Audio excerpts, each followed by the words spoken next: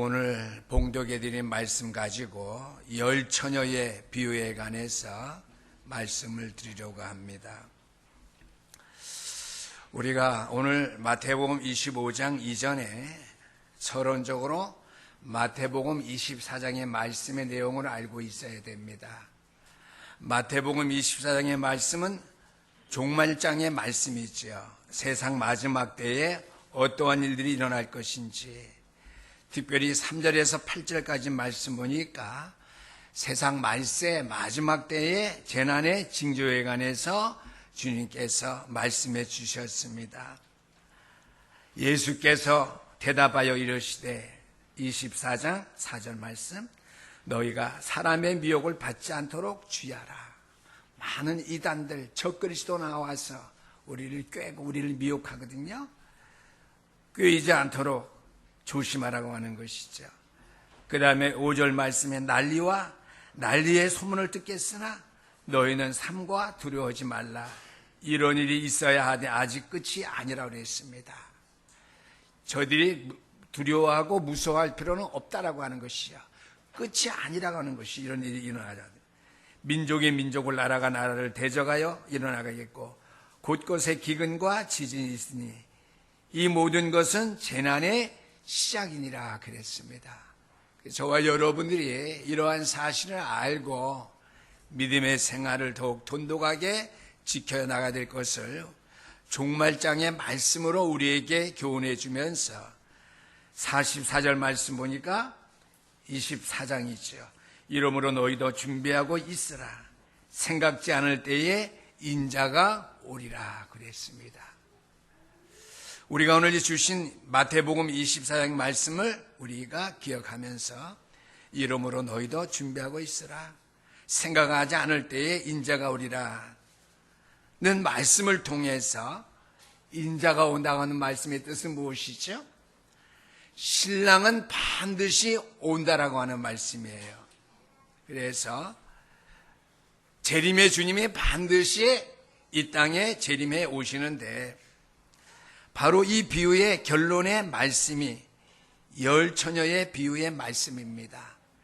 재림의 주님, 신랑 되신 우리 주님이 반드시 오시는데, 거기에 대한 비유의 결론의 말씀이 오늘 저와 여러분들이 함께 읽은 열 처녀의 비유라고 하는 것이죠. 오늘 우리가 찬송도 불렀어요. 등만 준비할 것이 아니라 기름도 준비하고요. 등을 끈 채 두지 말고 켜서 늘 등불을 밝게 켜고 주님을 맞이할 준비하라고. 찬송도 그랬고 하나님의 말씀도 우리에게 그렇게 말씀해 주고 있습니다. 그래서 오늘 첫 번째 대지로서 밀어난 다섯 처녀에 대한 교훈입니다. 열 처녀가 함께 신랑을 맞이할 준비하고 있는데, 그 가운데 밀어난 다섯 처녀에 대한 교훈을 우리에게 말씀해 주고 있지요. 무슨 잔치가 밤까지 신랑이 안 와서 밤늦게 다 졸며 잠들 때까지 신랑이 오지 않았느냐. 그건 여러분들의 생각일 줄 압니다. 옛날 고대 팔레스틴의 혼례는요, 일주일간 축제로 계속 되어지는 그러한 어떻게 해요? 신뢰가 있습니다. 그래서 결혼식은 저녁이나 한밤중에 거행되었다라고 하는 것이죠. 우리 돌아오는 토요일 날에 결혼하는 신전 랩런트 하고요, 신랑이 와 있는데요, 팔레스타인 고대 옛날에는 결혼식이 저녁이나 밤중에 거행되었대요. 그래서 한편 신부는 친구들과 언제 도착할지 모르는 신랑을 기다리게 됩니다. 제가 언젠가 텔레비에도 잠깐 봤는데요, 세계는 지금 아마 그 푸른 것 같아요. 거기도 이렇게 나와 있더라고요. 그러나 오늘 본문의 경우처럼 신랑의 행차가 의외로 때로는 늦어지는 경우가 종종 발생하고 있다고 하는 사실입니다. 그래서 오늘 본문 내용의 말씀을 보니까 10명의 처녀가 졸음을 이기지 못하고 다 잠에 골아 떨어졌다고 하는 말씀이죠. 그런데 특별히 5절 말씀에 보니까 한밤중에 소리가 나되 보라 신랑이로다 합니다. 6절 말씀이죠. 5절 말씀에는 신랑이 더디움으로 다 졸며 잘세. 6절 말씀에 밤중에 소리가 나되 보라 신랑이로다 맞으러 나오라 하매 그랬습니다. 그런데 기름을 준비하지 못한 미련한 5 처녀는요 뒤늦게 기름을 채워 잔치집에 두려우려고 했다라고 하는 것이죠. 우리가 성경을 잘못 읽으면은요 성경 전체를 잘못 이해하면 등을 준비했는데 왜 기름을 준비하지 않냐? 아니에요. 등과 기름을 준비해서 켜고 있어요. 그건 어떻게 해요? 미련한 5 처녀는 기름을 넉넉하게 준비 못한 거예요. 신랑이 도디움으로 등불을 켜놓고 자는데 기름이 다 떨어졌다고 하는 거예요. 그래서 신랑을 맞으러 갈 수 없다라고 하는 그러한 말씀이 되겠습니다. 그래서 기름을 준비하지 못했던 미련한 5 처녀는 뒤늦게 기름을 채워서 혼인잔치집에 들어옵니다. 그러면서 11절 말씀 보니까 그의 남은 처녀들이 와서 이르되 주여 주여 우리에게 열어주소서 그랬습니다. 12절 말씀 보니까 대답하여 이르되 진실로 너희에게 이르노니 내가 너희를 알지 못하노라 하였느니라. 우리에게 경각심을 주는 말씀이죠. 주님 내가 기름을 늦게 준비하고 왔는데 문 열어주세요. 근데 주님께서 하시면 저를 향해서 하는 말씀이죠. 나는 너를 도무지 알지 못한다. 천국 혼인잔치에 문이 열려질 수 없다는 사실을 우리에게 말씀해 주고 있습니다. 미련한 5 처녀의 교훈을 통해서 우리가 알아야 가장 중요한 첫 번째 내용입니다. 형식이 내용을 대신할 수 없다라고 하는 말씀이죠. 3절 말씀입니다. 미련한 자들은 등을 가지되 기름을 가지지 아니하고 그랬습니다. 기름이 전혀 없다는 사실이 아니에요. 기름을 많이 넉넉하게 주지 못해서 신랑이 더디올 때까지 기름이 유지되지 아니한다고 그런 말씀의 내용이 되겠습니다. 형식의 내용을 대신할 수 없다라고 하는 말씀이죠. 그래서 미련한 5 처녀와 슬기로운 5 처녀의 삶은 전혀 다르진 않아요. 형식에 있어서는요. 슬기로운 5 처녀나 미련한 5 똑같이 왜요? 함께 결혼잔치에 초대받았어요. 또 한 가지는 그들은 똑같이 기쁘게 이 혼인잔치에 응했다라고 하는 사실. 3번째는 다 같이 10 처녀가 함께 신랑을 기다렸어요. 신랑에 대한 기다림이 있었다고 하는 것이에요. 형식입니다. 그런데 4번째 보니까 신랑이 더디움으로 5절 말씀에 더디움으로 다 졸세 10 처녀가 똑같이 졸았다고 그랬어요. 형편은 차이가 없어요. 보통 이 부분을 설명할 때 지혜로운 5 처녀는 깨어 있었기 때문이라고 이전에 우리 어렸을 때 말씀을 많이 들었어요. 그게 아니에요. 오늘 성경 말씀은 10 처녀가 다 신랑이 도디움으로 졸세, 조고 잤다라고 하는 말씀의 내용이 되겠습니다. 또 한 가지 중요한 형식은요. 5번째가 되겠네요. 10 처녀는 모두 다 등을 가지고 있었어요. 외적인 상황, 외적인 삶의 방법은 별다른 것이 하나도 없이 10명의 처녀가 신랑을 맞으러 똑같았다라고 하는 사실이죠. 그러면 다른 것은 무엇일까요? 그것은 기름을 준비하지 못했다고 하는 것입니다. 전통적으로 우리 교회에서는요, 신학적으로 기름을 성령으로 이렇게 이해합니다. 성령이 아니에요. 성령님은 떨어지는 법이 없어요. 성령이 우리를 떠나는 법이 없어요. 소모품이 아니에요. 성령은 기름처럼 있다가 소비하면 없어지는 것이 아니고 성령을 물질 상품으로 우리가 생각하고 있는 것은 오해입니다. 성령에 대해서 그냥 잘못 말하거나 잘못 생각하는 일이 있어서는 안 된다고 하는 것이죠. 그래서 다 그런 건 아니지만 여기에서는 이게요. 기름은 10 처녀 비유에 있어서 기름은 성령이 아니에요. 그대로 기름이에요. 우리가 항상 가지고 있어야 될 신앙의 내용, 삶의 내용을 주님께서 가르치고 계십니다. 늘 믿음을 준비하고 믿음을 각인, 뿌리, 체질화시켜서 주님이 언제 오시든지 그것을 상관하지 아니하고 우리가 주님을 맞이할 준비, 내용을 가지고 있어야 된다고 하는 거예요. 그렇죠? 초청받은 것 중요하지 않아요. 있어야 돼요, 반드시요. 응하는 것 있어야 돼요, 중요하지 않아요. 그 다음에 드려요. 잔치에 참여하는 것 다 좋을 수 있어요. 그러나 그건 중요하지 않아요. 그럴 수도 있어요. 등을 다 준비했어요. 중요한 것은 등에 기름이 없다라고 하는 것이죠. 믿음을 준비하지 못해서 믿음이 각인 뿌리 체질화 되지 아니해서 되게요. 외적인 상황, 삶의 방법, 겉모습은 같았지만 속 내용, 중심은 달랐다고 하는 것이죠. 우리 교회에 출석하는 성도들이 대부분이 형식이 있기 때문에 내용도 있을 것이라고 흔히 착각합니다. 교회 문은 나와주면 돼. 내가 예배하면 돼. 내가 현금만 하면 됐지. 이런 거예요. 내용은 다 같아요. 아니, 형식은 다 같아요. 그래서 모든 성 다 똑같이 교회 나와서 예배 드리니까 우리 교회를 두고 하는 말이 아니에요. 기존 교회입니다. 대부분의 예배드리는 형식, 패턴이 있기 때문에 주일을 준비하고 예배하러 와요. 기도해요. 찬양해요. 예물 드려요. 그러기 때문에 내용, 기름도 있을 것이라고 흔히 착각한다고 하는 말씀이죠. 형식이 무엇이에요? 형식이 무엇입니까?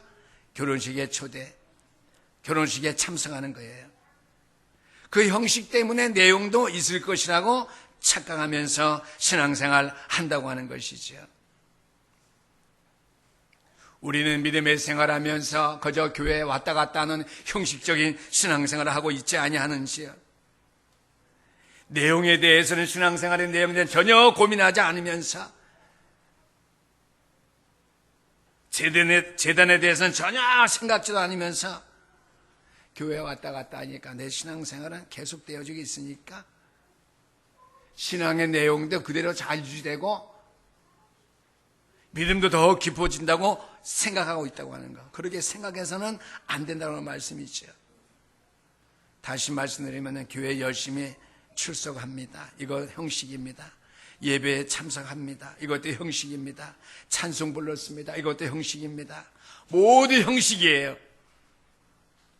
우리는 이런 형식이 잘못됐다는 것을 말하는 것이 아니라 형식이 중요한데 이런 형식 때문에 저절로 나도 신앙이 있는 사람이겠거니 생각한다는 것이죠.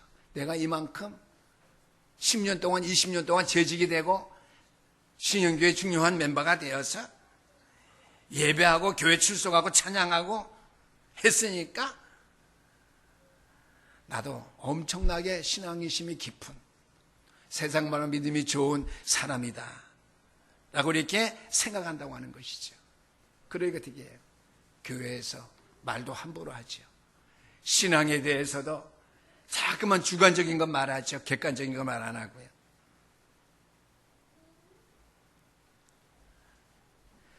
중요한 것은 그러나 형식이 있다는 것이 저절로 내용을 보증하지 못한다고 하는 사실이죠. 형식이 충만하다고 해서 내용이 충만히 있다고 하는 것이 아니라고 하는 것이죠. 이것이 오늘 우리에게 주는 교훈의 말씀입니다. 형식을 부정하는 것이 절대로 아닙니다. 내용이 있을 때에 형식은 내용을 표현하는 아름다운 사건이지요. 내용이 있으니까 신영교회 아무개 성도는 참 믿음의 내용이 있어. 그러니까 뭐야? 믿음의 표현들이 아름다워. 교회 예배하러 오는 모습, 찬양하는 모습, 주 앞에 헌신하고 봉사하고 수고하는 모든 모습이 아름다워. 그거예요. 형식을 보고 아름다워해서는 안 된다고 하는 것이죠. 내용을 보아야 된다고 하는 것이죠. 더 중요한 것은 형식 때문에 나는 신앙인이다. 난 믿음이 좋다. 난 누구보다 나아. 그거 가지고 자기의 믿음을 생각하거나 평가해서는 안 된다고 하는 것이죠. 왜 그러냐? 내용이 없는 형식이 언제나 문제예요. 세상 사람들이 교회를 비방하는 것이 왜 그렇습니까? 내용이 없는 형식까지는 교회 때문에, 교인들 때문이겠죠. 오늘 말씀은 주님이 다시 오시는 날 내용이 없는 형식은 설 자리가 없다고 하는 사실을 우리에게 말씀해 주심을 기억해 되기를 주의 이름으로 축원합니다. 내용이 없는 형식,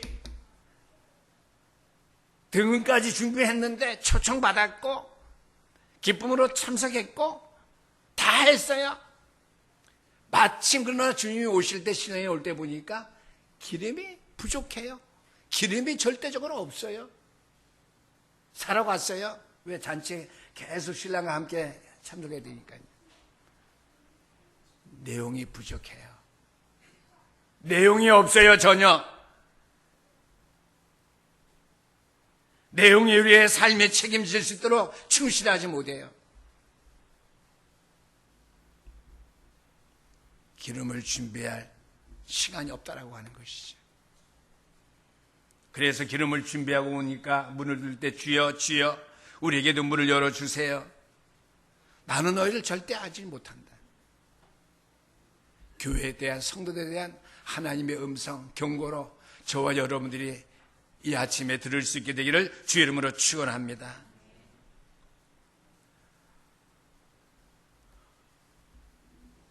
미련한 다섯 처녀를 통해서 볼 때 내 믿음이 그런 믿음이 아닌지, 오늘 이 땅의 모든 교회의 성도의 믿음이 대부분 그 정도, 그 수준이에요.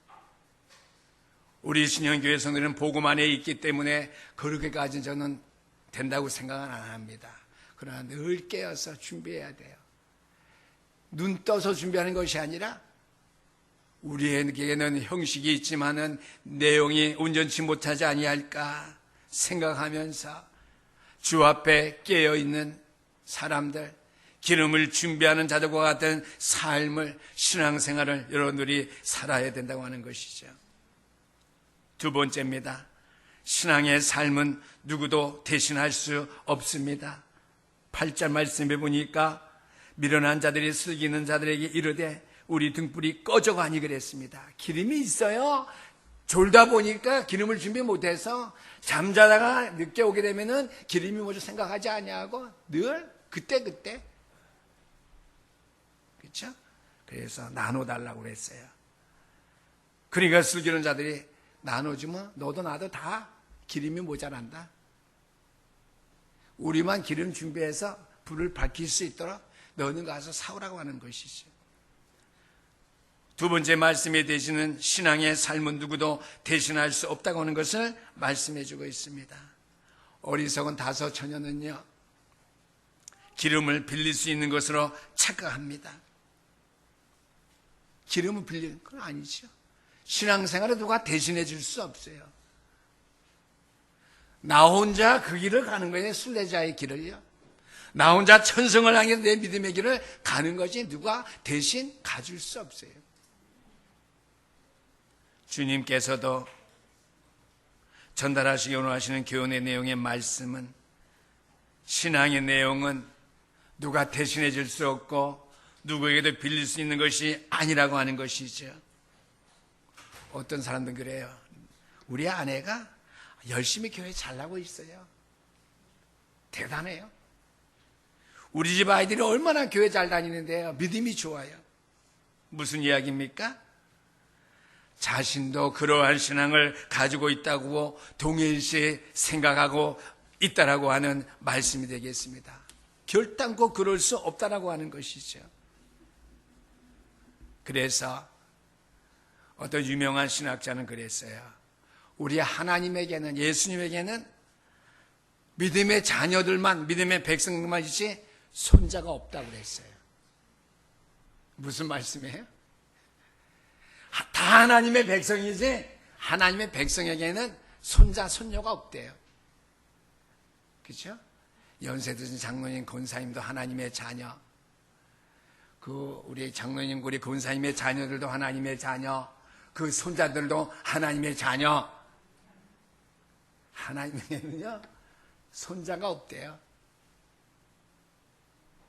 신앙의 삶은 누구도 대신할 수 없다라고 하는 거예요. 대신했으면 얼마나 좋겠어요. 우리의 후대적인 믿음을 자꾸만 갖도록 해줘야 돼요. 예배 회복할 수 있도록, 기도하는 아빠 엄마의 모습, 찬양으로 즐거워하는 아빠 엄마의 모습, 가진 것 없어도 세상이 어떠하든지 하나님을 바라보는 믿음의 부모였다고 하는 것을 자녀들에게 보여줘야 된다고 하는 것이죠. 저도 그런 걸 생각하면 안타까워요. 과거에 우리 부모님 볼 때는 왜 가정을 안 돌보고 이렇게 믿음에만 저렇게 연연할까? 그렇지만 하나님의 일이기 때문에 원망은 안 했어요. 그것이 오늘날 우리에게 축복이 되면서 알게 되니까 너무나 감사한데 앞으로가 걱정돼요. 우리의 자녀들은 어떻게 하죠? 하나님에게는 자녀만 있지 손자가 없대요. 여러분들 자녀들하고 여러분들하고는 별개라는 거예요. 하나님 앞에 다 똑같이 하나님의 자녀인데, 내가 하나님의 자녀라고 생각하는데 내 자녀가 하나님의 자녀가 아니면 어떻게 됐어요? 왜요? 하나님에게는 손자가 없대요. 손자가 필요하지 않대요. 믿음의 자녀만 필요하지. 두 번째로 슬기로운 다섯 처녀에 대한 교훈입니다. 잃어버린 기회는 다시 오지 않습니다. 잔치집의 문은 이미 닫혔습니다. 한 번 닫힌 후에 이 문은 열릴 수 없음을 본문을 우리에게 분명히 말씀해 주고 있죠. 범사의 기회가 있는 것입니다. 만사의 때가 있는 것입니다. 성경 말씀이죠. 신랑이 오기 전에 얼마든지 기름을 살 수가 있어요. 신앙생활, 재림의 주님이 오시기 전에 넉넉히 기름을 준비할 수 있어요. 넉넉하게 우리의 믿음을요. 미련한 자들은 언제나 기름을 살 수 있다고 하는 생각에 더 게을러진 거예요. 그리고 현장 나갈 때도 있죠. 복음을 전하는데 다음에 하자 하는 말이 잠언 20장 1절 말씀, 너는 내일을 자랑하지 마라. 내일 한 날 동안에 무슨 일이 생겼는지 알 수 없다. 미련한 자들의 말이에요. 또 게으른 자들의 말이죠. 신앙생활을 절대로 우리가 게을러해서 놓쳐서는 안 되는 건데, 뭐 내일 하지, 다음 주부터 열심히 나오지. 우리 학생들 공부도 그렇잖아요. 공부 잘 못하는 학생들이 특히 다음에 하면 되지. 기회가 많아. 공부 열심히 하는 학생 잘하는데도 계속해요. 지나칠 만큼. 세상의 일도 그렇고 하물며 그렇거든 믿음의 생활은 말할 나이도 없어야 되겠죠. 믿음의 생활 잘하고 위해서 더 열심히 더욱 주님을 섬길 수 있도록, 그렇죠? 오늘 장로님의 기도가 마음에 드는 한 구절이 있어요. 매주 제가 하는데 왜 그러느냐, 여러분들을 격려하기 위해서요. 목사님이 하나님의 말씀을 잘 대언할 수 있도록 오력으로 기도하셨어요. 그래야 되죠. 사단이 여러분의 마음과 생각을 지키실 거예요. 그 시간에요. 목회자가 이 시간에 하나님의 말씀만을 잘 대언할 수 있도록, 설교 잘할 수 있도록이 아니에요. 하나님의 말씀 잘 대언할 수 있도록, 하나님의 교훈의 말씀의 이치를 잘 여러분들에게 전할 수 있도록. 그래서 신랑이 오기 전에 얼마든지 기름은 살 수 있습니다. 그래서 미련한 자는 언제나 기름을 살 수 있다고 하는, 신랑이 늦게 오면 그때 온다는 소리 들을 때 가서 사면 되지 뭐, 이런 거겠죠. 그러한 생각 때문에 더 게을러질 수 있어요. 내가 이때껏 신앙생활 해왔는데 뭐 일주일 동안 좀 늦으면 어때? 그렇죠? 제가 방학 동안에 한 2주 동안에 구원의 길 좀 제가 좀 나태하게 했어요. 그래서 이틀 동안 빡시게 막 앉아서 2번, 3번 막 그렸거든요. 괜찮아요. 제가 부족해서 그러니까 뭐 여러분들 저같이 부족하지 말라고요. 하는데 뭐가 틀리느냐? 하나님을 닮은 인간은 요한복음 8장 44절 마귀의 자녀가 돼 영적 문제로 고생한 데 살아가죠. 그 다음에 뭘 해야 되죠? 갈라디아 4장 8절. 갈고 온 사람을 잊어버리면 안 되는데, 그래서 하나님을 떠난 백성은 하나님이 다른 것을 섬깁니다. 우상 숭배를 해야 되는데, 바로 마태복음 11장 28절에 해갖고 어떻게 해요? 영적 문제가 나오니까 정신 문제, 그거 몰랐어요. 세 번째 육신 문제, 사도행전 8장 4절 8절 써놓으니까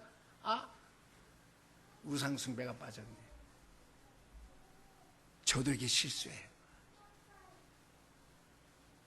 미루면 안 되는 것이요. 잠언 27장 1절 말씀입니다.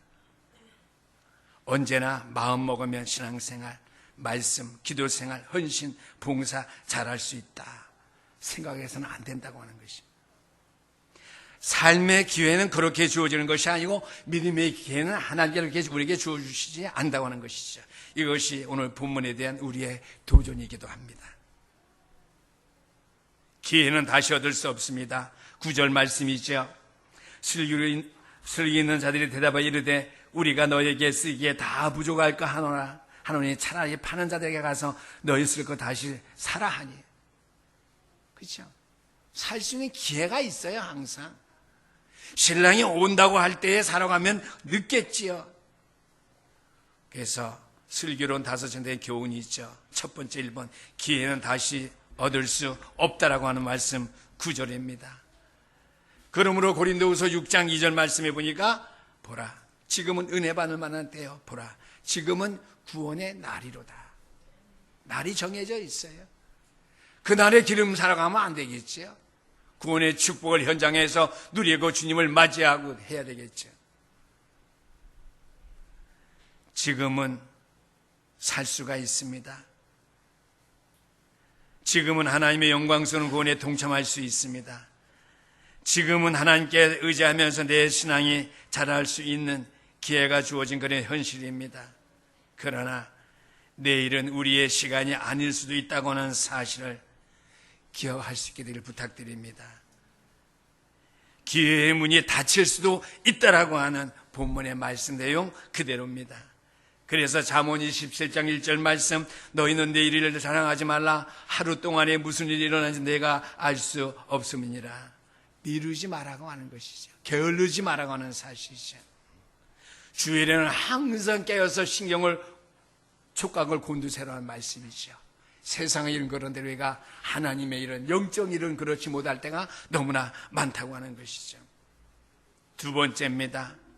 주님과의 만남은 예고 없이 갑작스럽게 이루어집니다.